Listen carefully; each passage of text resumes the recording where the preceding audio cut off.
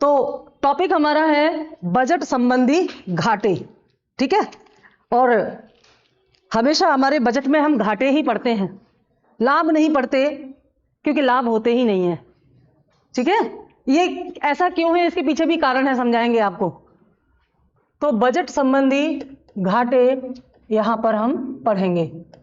घाटे कई प्रकार के होते हैं, क्योंकि पिछले टॉपिक में हम समझ चुके हैं कि बजट के जो स्वरूप हैं उसमें कई पार्ट आते हैं। कई प्रकार की सरकार की आय हैं और कई प्रकार के सरकार के व्यय हैं, तो घाटे भी कई प्रकार के होंगे, है ना। तो हमें यह भी तो समझ में आना चाहिए कि कौन सा घाटा अच्छा है। जैसे हमने ये समझा कि कौन से खाते का व्यय अच्छा और कौन से खाते की आय अच्छी, वैसे ही हमको यहां समझ में आएगा कि कौन सा घाटा अच्छा है, कौन सा घाटा अच्छा नहीं है। तो पहले हम इन घाटों के प्रकार को और इनमें आपस में जो अंतर है, भिन्नता है, उसको समझेंगे। तो यहां एक एक लाइन में हम नोट कर लेते हैं। और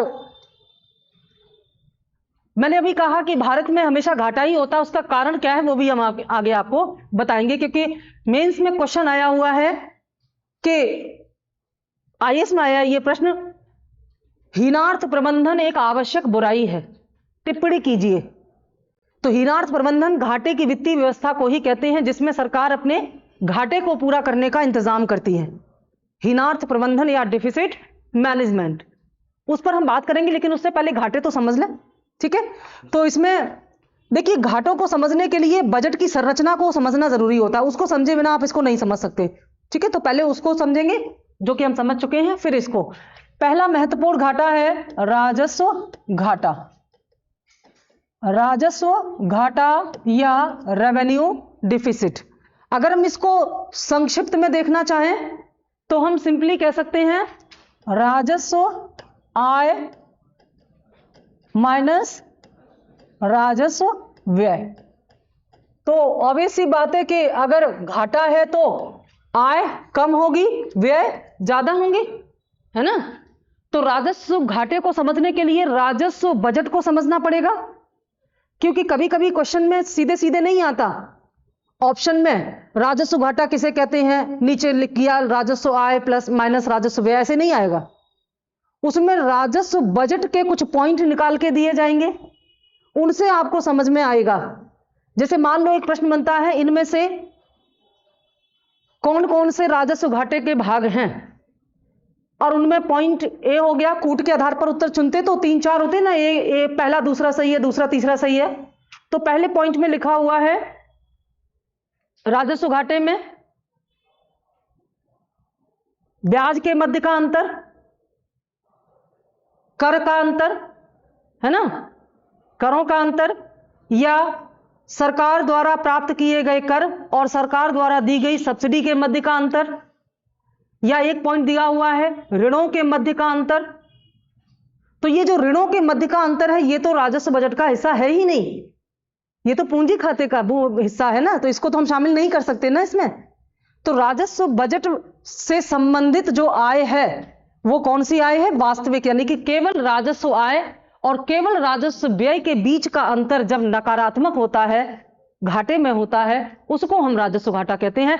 इसमें एक भी पॉइंट पूंजी खाते का शामिल नहीं होता, चाहे वो ऋण हो, चाहे वो लोक लेखा से संबंधित आंकड़े हो, या निवेश या विनिवेश, इनसे इनका कोई लेना देना नहीं, ठीक है। तो पहले हम घाटे समझा दें, फिर इनकी तुलना करेंगे कि कौन सा क्या इससे पता चलता है, ठीक है। दूसरा होता है हमारा पूंजी घाटा। राजस्व घाटा समझ गए तो पूंजी घाटा भी समझ जाएंगे। कैपिटल डिफिसिट क्या है, ये पूंजी आय या पूंजी प्राप्तियां, पूंजी प्राप्तियां माइनस पूंजी देनदारियां या पूंजीगत देनदारियां, पूंजी खाते की जो देनदारियां थी वो, इन दोनों के बीच का अंतर जब माइनस में होगा, मतलब पूंजी खाते की प्राप्तियां कम होंगी और पूंजी खाते की देनदारियां ज्यादा होंगी, या पूंजी खाते के आय कम होगी और व्यय ज्यादा होगा, तो इनका अंतर क्या होगा, पूंजी घाटा होगा, ठीक है। तीसरा होगा बजटीय घाटा। बजटीय घाटा, और बजटीय घाटा हमको कैसे मिलता है, जब इन दोनों घाटों को हम मिला देते हैं, राजस्व घाटा प्लस पूंजी घाटा मिलकर के बन जाता है बजटीय घाटा। ठीक है। तीसरा क्या है हमारा? राजकोषीय घाटा। राजकोषीय घाटा, तो राजकोषीय घाटे को प्राप्त करने के लिए हमें बजटीय घाटे में प्लस क्या करना पड़ता है? सरकार की अन्य समस्त देनदारियां जो सरकार को देनी है या सरकार ने खर्च की हैं वो मिला दो तो राजकोषीय घाटा प्राप्त हो जाता है। फिर आता है प्राथमिक घाटा। और प्राथमिक घाटा जब प्राप्त होता है जब हम राजकोषीय घाटे में से ब्याज को निकाल देते हैं। यह प्रश्न कई बार पूछा गया है। राजकोषीय घाटा माइनस ब्याज व्यय, ब्याज पर सरकार ने जो खर्च किया है उसको अगर राजकोषीय घाटे में से निकाल दिया जाए तो जो बचता है वो क्या है? प्राथमिक घाटा। और सबसे अंत में हमारा आएगा प्रभावी राजस्व घाटा। प्रभावी राजस्व घाटा हालांकि वर्तमान में नहीं निकाला जाता लेकिन प्रश्न आए हैं तो रिपीट हो जाते हैं। प्रभावी राजस्व घाटा जो है इसको बहुत बढ़िया से समझना। प्रभावी राजस्व घाटा प्राप्त करने के लिए राजस्व घाटे में से कुछ माइनस करना पड़ता है। राजस्व घाटे में से पढ़ चुके हैं पूंजीगत व्यय, बिना देखे बताते तो समझ में आता। पूंजीगत व्यय जो है सरकार इसमें से जब निकाल देती है, पूंजीगत व्यय क्या है अभी हम बताएंगे आपको। तो कुल ये कितने प्रकार हो गए घाटे के? 1 2 3 4 5 एंड 6, 6 प्रकार के हमारे बजट संबंधी घाटे हो गए। नोट डाउन कर लीजिए फिर जल्दी से इस पर हम डिस्कस करें, ठीक है ना?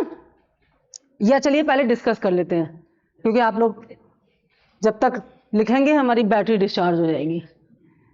ये जो हमारी माइक की ये जो राजस्व घाटा है, अगर इनमें देखा जाए प्रश्न आता है इनमें से सबसे बड़ा घाटा कौन सा है? तो सबसे बड़ा है राजकोषीय घाटा। ये सबसे बड़ा घाटा है। अगर राजकोषीय घाटा देख लो तो सब पता चल जाएगा कि सरकार ने कुल कितना खर्च किया, कुल कितना आय हुई, सब कुछ। तो सबसे बड़ा ये हो गया। लेकिन पूछा जाएगा वास्तविक घाटा तो राजस्व घाटा, या वो घाटा जो सरकार की वर्तमान चालू वर्ष के प्रबंधन को दिखाता है। तो चालू वर्ष के प्रबंधन का मतलब है सरकार ने चालू वर्ष में अपने मैनेजमेंट में कितना खर्च किया और कितना आया।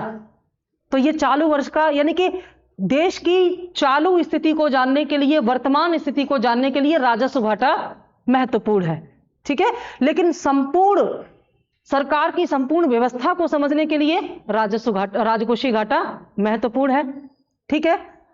और पूंजी घाटा बढ़ने का मतलब क्या है, जल्दी से बताओ। अगर सरकार का पूंजी घाटा बढ़ रहा है इसका मतलब क्या है? अगर सरकार का पूंजी घाटे का घाटा हो रहा है इसका मतलब क्या है? सरकार की पूंजी आय कम है और व्यय ज्यादा है। तो देनदारियां कहां बढ़ रही हैं? क्या बोल गए? गड़बड़ हो गया ना। अभी तो थोड़ी देर पहले आपने बताया कि पूंजी खाते की व्यय बढ़ना अच्छी बात है क्योंकि इनसे तो भविष्य में संपत्तियों का निर्माण हो रहा है। अपने ही जाल में फंस गए ना। पहुंचे वहां तक, समझ में आया? ये है यूपीएससी का कॉन्सेप्ट। अपने ही प्रश्न के जाल में फंस जाता है बच्चा, समझ ही नहीं पाता अभी क्या बोला और अभी क्या बोला। अभी थोड़ी देर पहले आप लोगों ने ये कहा, समझा कि पूंजी खाते के व्यय बढ़ना अच्छा है क्योंकि पूंजी खाते के व्यय बढ़ने से भविष्य में पूंजी का निर्माण हो रहा है, संपत्ति का निर्माण हो रहा है। और अभी आप कह, अगर सरकार का पूंजी व्यय बढ़ेगा तो पूंजी घाटा तो बढ़ेगा ही ना। अगर सरकार पूंजी खाते में आय कम कर रही है और व्यय ज्यादा कर रही है इसका मतलब सरकार का पूंजी घाटा है। तो पूंजी घाटा बढ़ने से सरकार की देनदारियां कहां बढ़ रही हैं? पूंजी घाटा बढ़ने का मतलब समझती हैं? सरकार ऋण कम ले रही है, वापस ज्यादा कर रही है। सरकार विनिवेश कम कर रही है, निवेश ज्यादा कर रही है। सरकार ज्यादा से ज्यादा लोक लेखा देनदारियां, जनता का पैसा जनता को दे रही है। तो इससे तो देनदारियां कम हो रही हैं, बढ़ कहां रही हैं? क्यों भाई? कम हो रही है ना, देनदारियां कम हो रही हैं। इस तरह के प्रश्नों में उलझ जाता है बच्चा।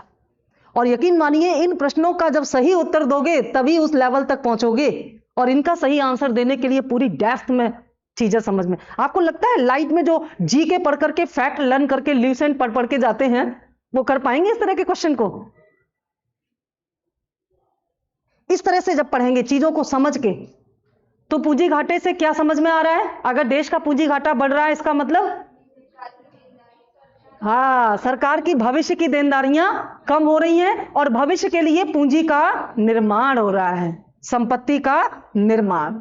ये प्रश्न का उत्तर आप कभी नहीं दे सकते जब तक, क्योंकि आप कहोगे पागल हो रहा है क्या, ये कैसे सही उत्तर हो सकता है? इधर घाटा बढ़ रहा है और इधर भविष्य में पूंजी की संपत्तियां कैसे बढ़ रही हैं, देनदारियां कैसे कम हो रही हैं? अगर आपको नहीं पता है तो आप कभी भी इस उत्तर को सही नहीं मानोगे, क्योंकि आपका कॉन्सेप्ट क्लियर है। इसलिए आप एग्री कर रहे हैं कि हाँ यही होगा, कि अगर सरकार के पूंजी घाटे बढ़ रहे हैं, इट मींस सरकार की भविष्य में देनदारियां कम हो रही है, क्योंकि सरकार अपनी देनदारियों को चुका रही है ना। सरकार नई निवेश कर रही है ना, और नई निवेश कर रही है तो भविष्य के लिए नई संपत्ति का निर्माण हो रहा है ना देश के लिए। समझ गए ना? ये इसका मैसेज है। तो राजस्व घाटा बढ़ना अच्छी बात नहीं है, ये गंदी बात है।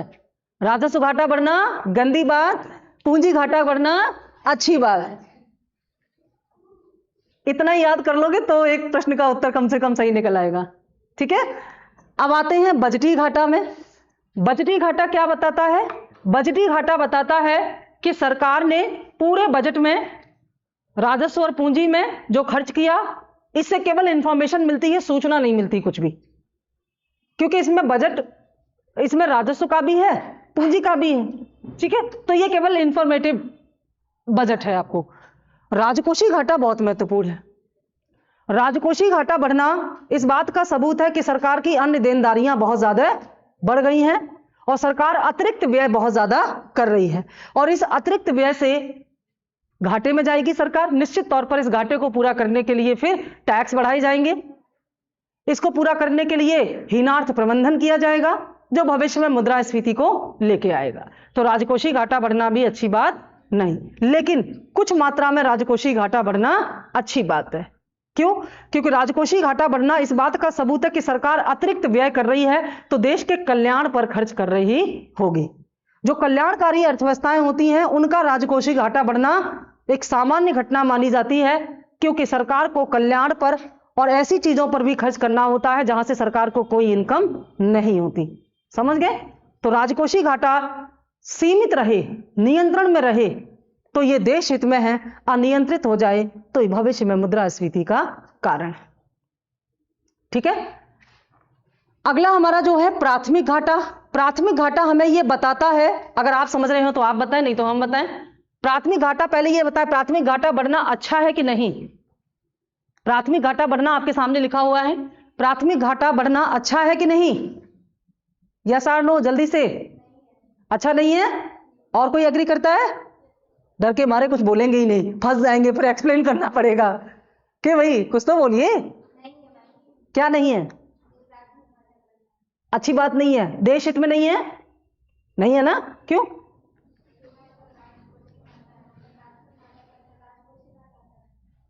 क्या लिखा है प्राथमिक घाटे में? राजकोषीय घाटा माइनस ब्याज पर किया गया व्यय। राजकोषीय घाटा बढ़ना क्यों अच्छी बात नहीं है? हाँ जल्दी बताइए, समझ रहे हैं, आंसर आने वाला है, फटाफट। नहीं, ये मत कहो हमने बताया, ये कहो कि हमने क्या समझा।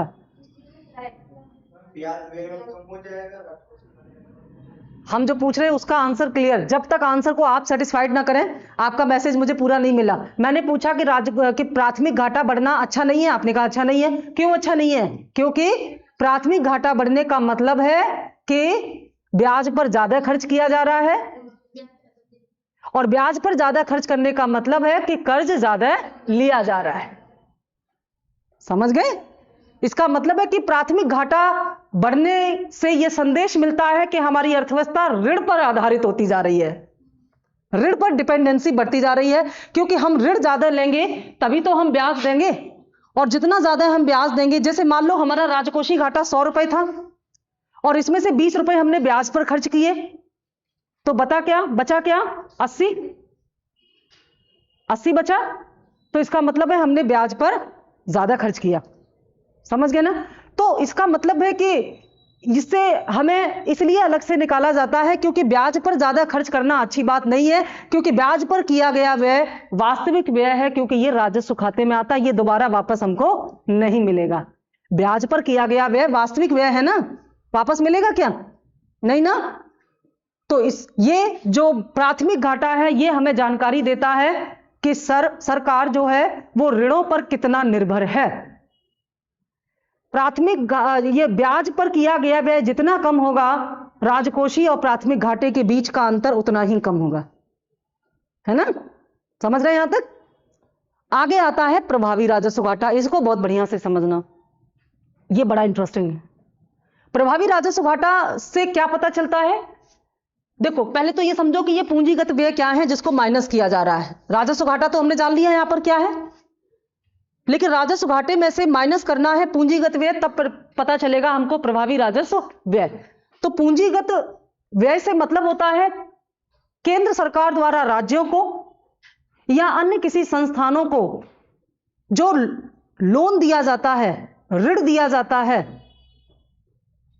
ऐसा ऋण जिससे ये राज्य सरकारें अपने यहां कुछ विकासात्मक कार्य करती हैं, उसे बोलते हैं पूंजीगत व्यय। किसका? केंद्र सरकार का। जैसे उत्तर प्रदेश में कोई स्कूल बनना है, कई सारे स्कूल बनने हैं, उत्तर प्रदेश में हाईवेज का निर्माण होना है, तो केंद्र सरकार ने उत्तर प्रदेश को कुछ ऋण दिया, ग्रांट दिया, तो केंद्र सरकार द्वारा राज्य सरकार को दिया गया ये पैसा केंद्र का व्यय है, बजट में शामिल किया जाएगा।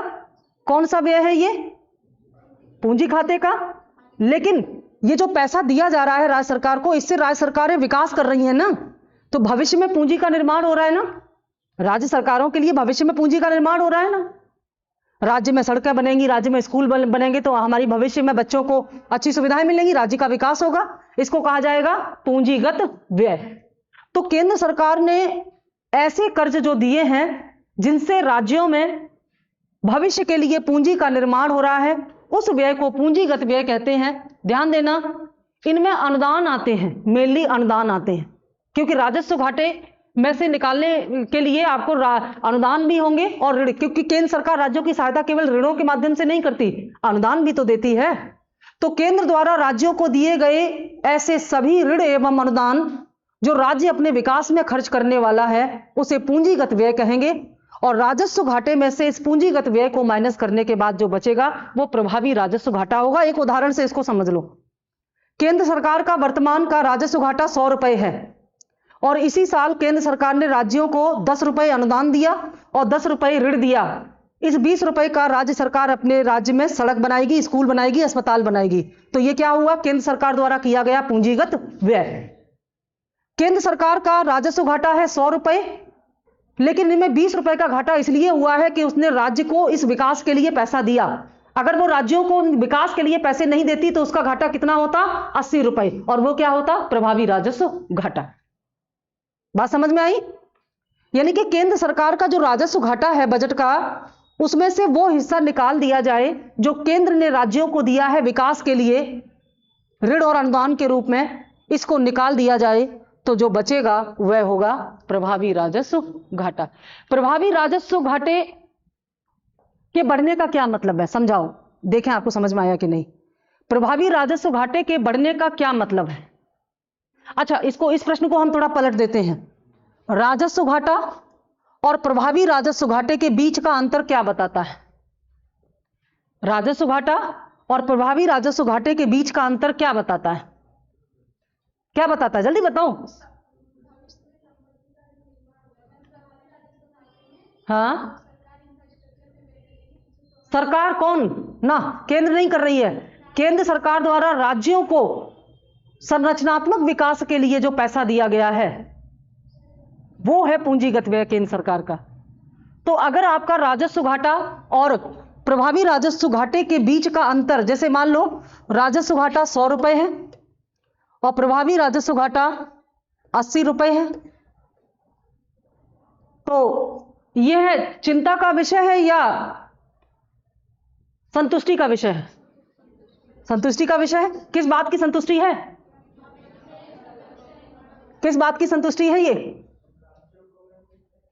राज्यों में भविष्य के लिए संपत्ति का निर्माण हो रहा है। इस बात की संतुष्टि है? हाँ हाँ बिल्कुल करेगा, लेकिन जब वापस करेगा तो सरकार की आय होगी, केंद्र सरकार की। लेकिन इस साल दिया है तो घाटा बढ़ गया ना सरकार का, तो सरकार बताएगी ना क्यों बढ़ा, ये है ना। मान लो केंद्र सरकार पर आरोप लग रहे हैं विपक्ष के कि सरकार का घाटा बढ़ रहा है, घाटा बढ़ रहा है, घाटा बढ़ रहा है, समझ गए ना। तो सरकार बताएगी कि सुनिए हमारा घाटा क्यों बढ़ रहा है। हमारा घाटा इसलिए बढ़ रहा है कि हमने राज्यों को विकास के लिए अनुदान दिए हैं, उनको निकाल दो तो जो बचेगा ये है हमारा घाटा। सरकार बताएगी हमें क्या है, हम नहीं देंगे राज्यों को, तो हमारा घाटा तो कम हो जाएगा लेकिन राज्यों का विकास तो रुक जाएगा ना।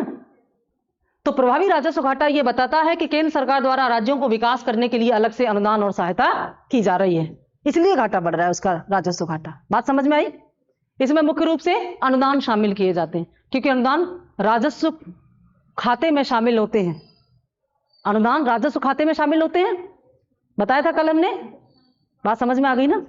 अब इसको फटाफट नोट कर लो। किया नहीं अभी किया नहीं? नोट करो, कई लोगों ने नहीं किया, फटाफट स्पीड में करो। घाटा हुआ है ना, अब इस घाटे को दूर करने का इंतजाम भी तो करना है ना, है? हम रुके तो हैं। अच्छा साइड हो जाए, लो भाई पूरे ही साइड हो जाते हैं। समझ में आ रहा है सबको?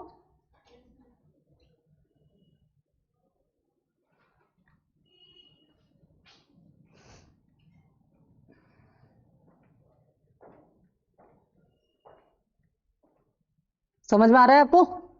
खुशी को समझा देना, अगर उसको समझ में आ गया तो हम जान लेंगे तुमको भी समझ में आ गया, और अगर वो गलत बताएगी तो समझो तुमको नहीं समझ में आया, है ना।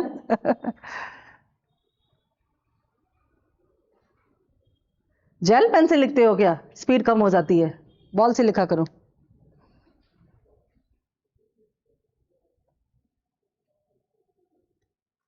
फटाफट नोट करो भाई।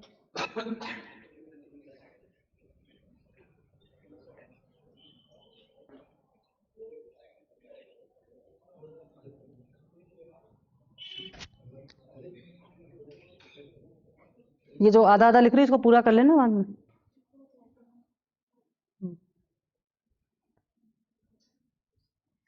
चलें आगे। अब बड़ा ही इंपॉर्टेंट टॉपिक पर हम लोग डिस्कस करने वाले हैं। देखिए बजट के जितने भी टॉपिक हमने कल पढ़े और आज पढ़े, ये वो टॉपिक है जहां से प्री में भी क्वेश्चन आते हैं और मेंस में भी आते हैं। और कौन सा एग्जाम ज्यादा टफ होता है, प्री या मेंस? कौन सा ज्यादा टफ होता है? कौन सा टफ होता है? डरो मत, बताओ, सबका अपना अलग अलग अनुभव हो सकता है। आपको क्या लगता है कौन सा वाला एग्जाम ज्यादा टफ है, प्रीलिम्स या मेंस? प्री ज्यादा टफ लगता है। निकलेंगे तभी तो जाएंगे, और नहीं पहुंच पाए तो फिर आएंगे, है ना। मैंने टफ पूछा, इंपॉर्टेंस नहीं पूछी, मैंने पूछा कौन सा टफ है, मेंस है ना। तो बस टफ का मतलब है जिसके आंसर लिखना ज्यादा मुश्किल है, तो वो मेंस का है, मेंस का ज्यादा टफ है। और जब मेंस ओरिएंटेड पढ़ोगे तो प्रीलिम्स निकलेगा कि नहीं निकलेगा?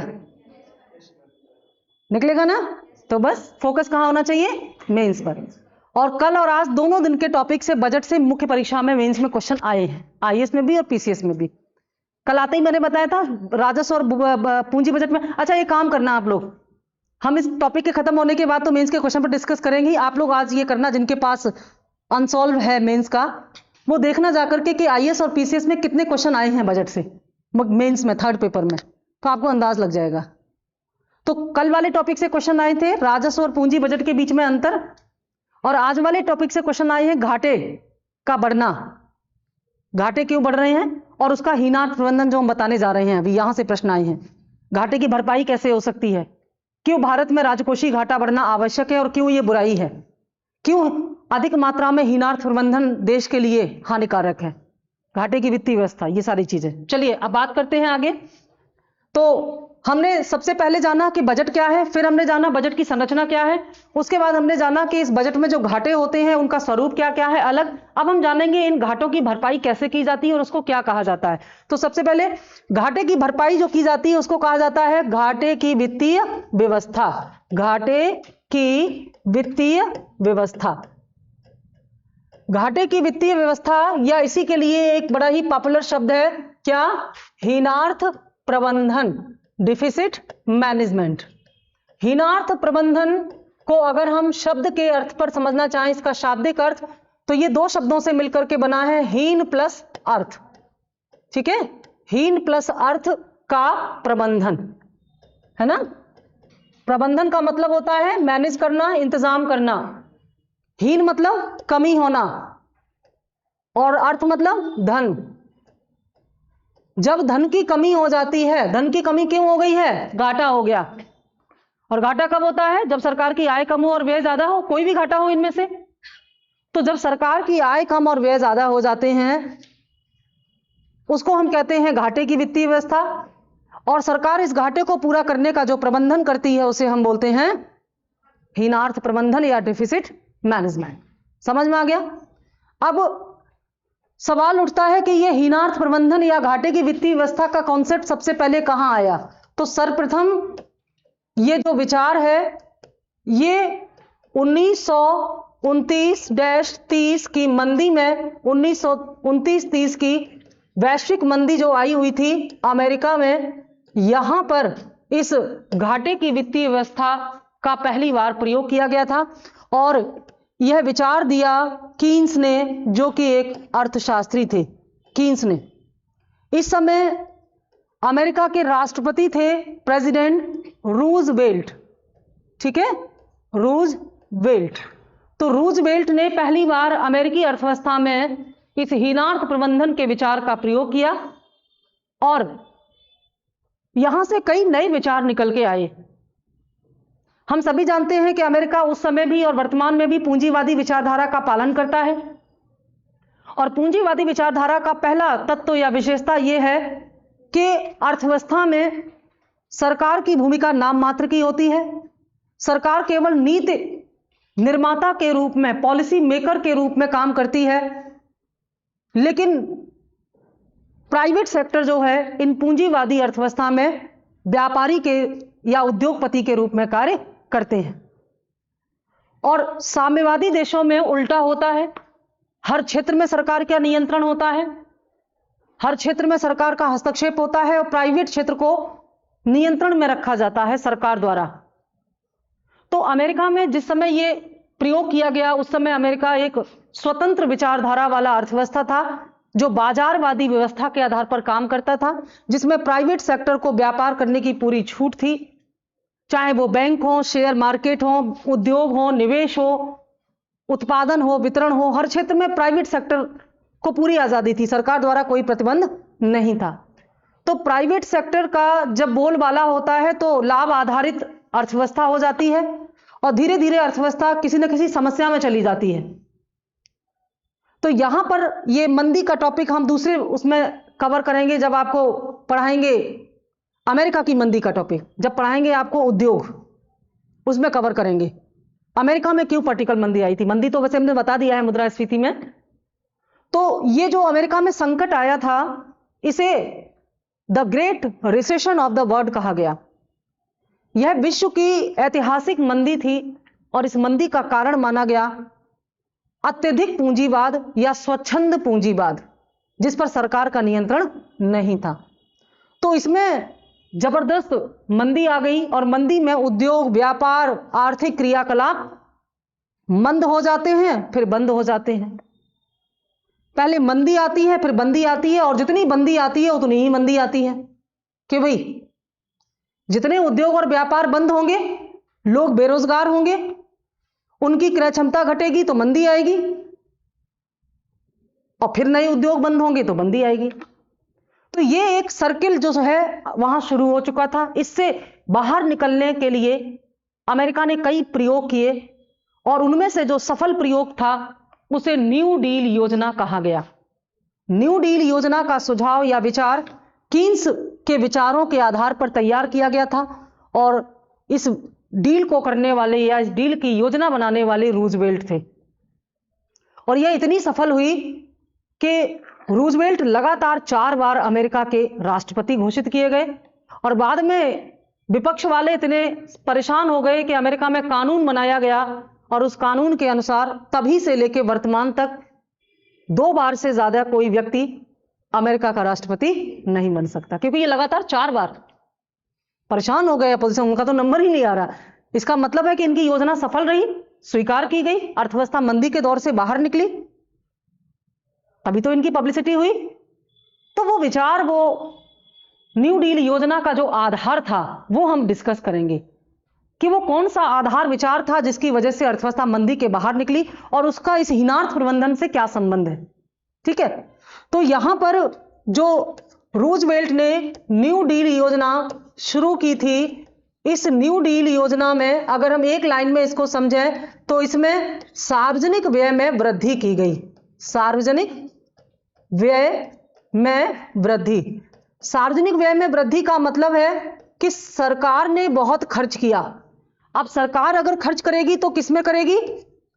सरकार जब खर्च करती है तो किस में करती है? वेलफेयर में, निर्माणकारी योजनाओं में, मूलभूत संरचना में, इन्हीं में तो व्यय करेगी। ये व्यय किस तरह से किया सरकार ने? जनता के जो कर्ज थे जो उन्होंने ले रखे थे बैंकों से, वो माफ कर दिए। जैसे भारत सरकार ने किसान माफी ऋण योजना चलाई, किसान ऋण माफी योजना, वैसे ही अमेरिकी सरकार ने आम आदमी के बैंक ऋण माफी योजना चलाई। सबके कर्ज माफ कर दिए गए। आदमी के पास पैसा ही नहीं था तो बैंकों के कर्ज कहां से दे? तो बैंक तो दिवालिया हो गए होंगे। वो पैसा सरकार ने दिया बैंकों को, क्योंकि बैंक को भी तो सही स्थिति में रखना है ना। तो जनता के बैंक ऋण माफ किए सरकार ने। बहुत सारे ऐसे निर्माण कार्य किए, जैसे भारत में मनरेगा चल रहे हैं, इस प्रकार के कार्य किए। अनुत्पादक कार्यों में व्यय किया, लोगों को रोजगार मिले, लोगों की जेब में 4 पैसे जाएं तो उनकी क्रय क्षमता बढ़े। स्मार्ट सिटी योजनाएं चलाई गई जिसमें लोगों को रोजगार मिले।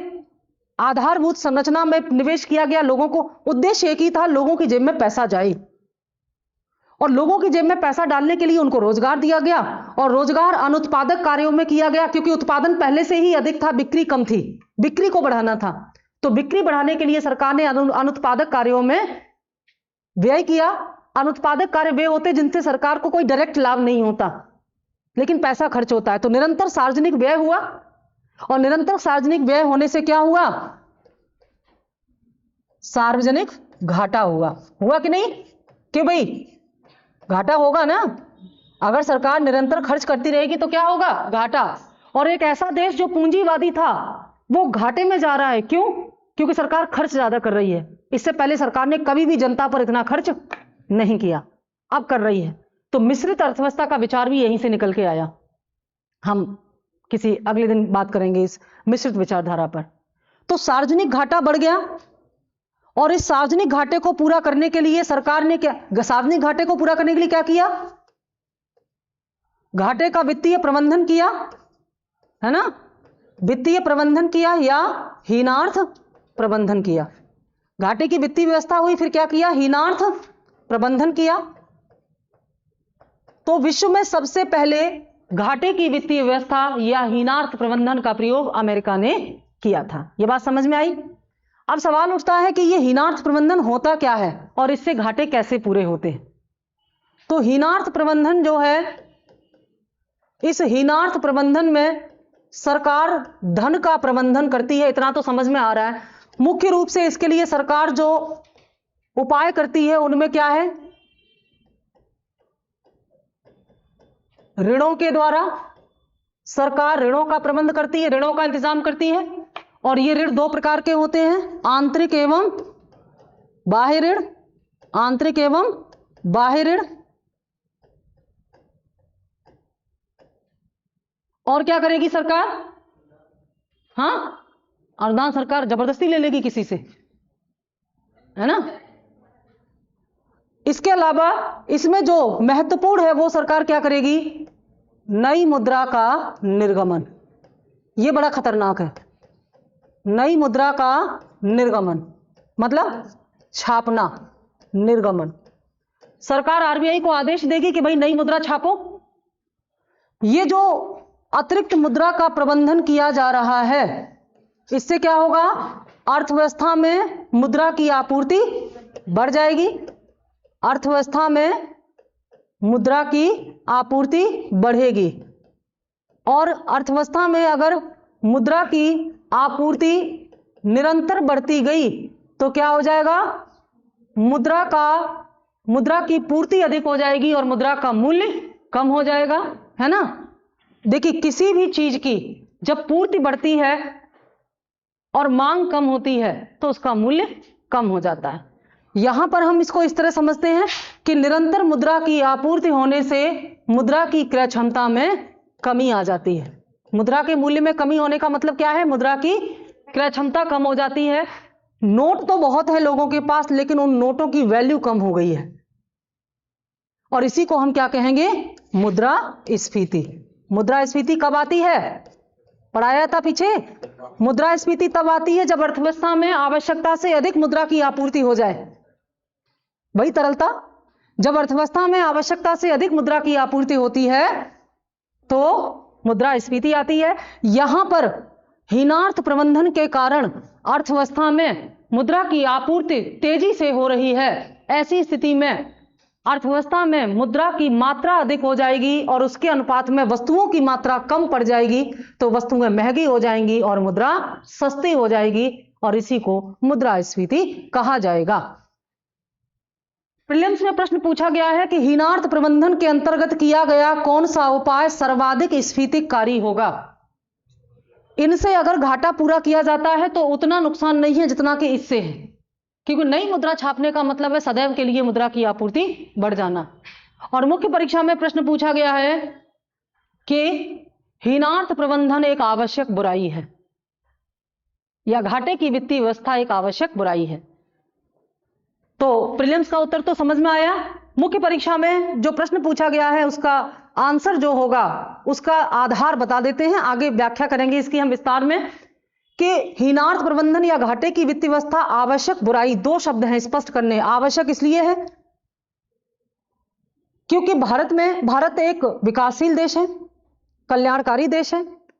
विकासशील होने का मतलब है सरकार को उन क्षेत्रों में भी पैसा लगाना है जहां कोई लाभ नहीं है लेकिन उसका विकास करना जरूरी है, जैसे सड़कों का निर्माण, जैसे मुफ्त शिक्षा अभियान, जैसे मनरेगा योजनाएं, जैसे उज्ज्वला योजनाएं, जैसे महिला विकास, बुजुर्गों के विकास, मिड डे मील योजना, पीडीएस सिस्टम। सरकार द्वारा जितनी भी ऐसी योजनाएं चलाई जा रही जिनके बदले सरकार को कुछ नहीं मिल रहा, वे सब जरूरी हैं देश के लिए, देश के कल्याण के लिए और भविष्य में देश के विकास के लिए जरूरी हैं। तो उनमें निरंतर खर्च हो रहा है तो घाटा तो बढ़ेगा। घाटा बढ़ेगा तो हीनार्थ प्रबंधन भी होगा, घाटे की वित्तीय व्यवस्था भी होगी। तो जरूरी है। जरूरी है क्यों? जरूरी है देश की तरक्की के लिए, लेकिन बुराई भी है। अगर लिमिट से ज्यादा हो जाए तो बुराई है। इसलिए सरकार को अपने व्यय प्रबंधन करना जरूरी है। और जब निरंतर हीनार्थ प्रबंधन होता है तो अर्थव्यवस्था स्फीति में चली जाती है। इस समस्या का समाधान करने के लिए एक अधिनियम लाया गया जिसे राजकोषीय उत्तरदायित्व एवं बजट प्रबंधन अधिनियम FRBMA कहा जाता है, financial responsibility and budget management act, जिसे हम कल पढ़ेंगे। यहां से भी एक प्रश्न आया हुआ है। बजट शायद एक ऐसा टॉपिक है जिससे कि सबसे ज्यादा प्रश्न अब तक पूछे गए हैं प्रीलिम्स और मेंस में। तो FRBMA क्या है इस पर हम कल डिस्कस करेंगे, और जितना ये हमने आपको समझाया है इनको हम सबको नहीं बताएंगे क्या करेंगे, ये हमारे आपके बीच की बात है। समझ गए ना? समझ में आ गया भाई? बढ़िया समझ में आ गया। इसको नोट कर लो फटाफट, टाइम है अभी, फिर कल का टॉपिक नया नया रहेगा ना, एकदम फ्रेश। हेडिंग क्या है? घाटे की वित्तीय व्यवस्था ऑब्लिक हीनार्थ प्रबंधन। लिखिए, वैश्विक स्तर पर सर्वप्रथम